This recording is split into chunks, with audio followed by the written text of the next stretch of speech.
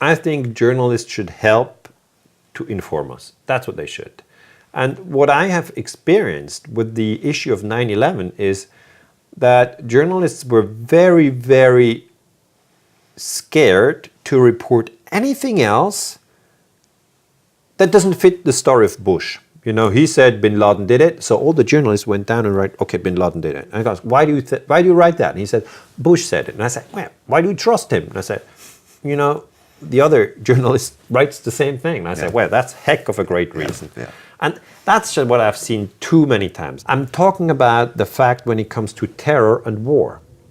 In these specific cases, now with the Ukraine, I just think it's very often the case that the media helps to portray a new enemy very strongly and heaps up, you know, the feeling of the population and makes them like, yes, it's now time to bomb Gaddafi, or it's time to bomb Putin, or it's time to bomb Saddam Hussein. Very strange.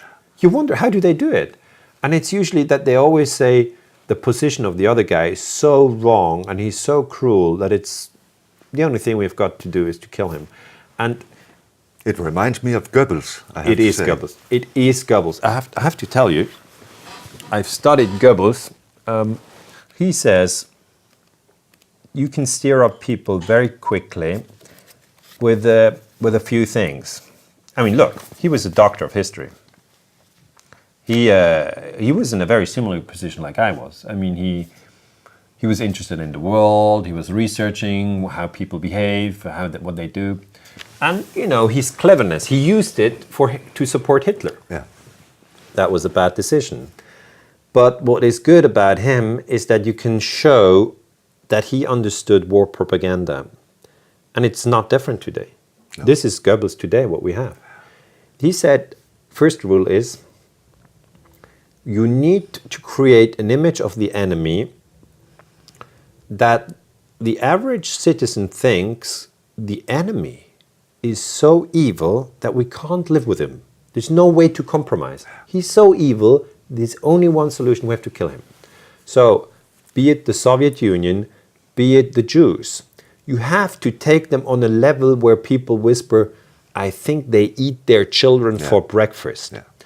And when that rumor spreads, or when it goes like, they are just rats, and we hate rats. You have to lower.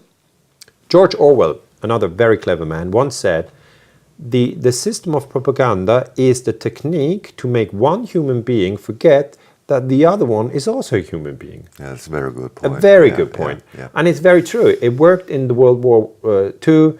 It worked in 1994 with the Hutu and the Tutsis in Rwanda, or even with the Rote Armee-Fraktion in Germany.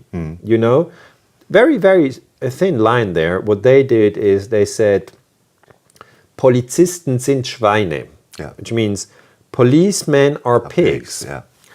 Now you say, okay, it's just they were angry and that's why they said it. No, it's very dangerous because pigs is what you slaughter, unless you're a vegetarian.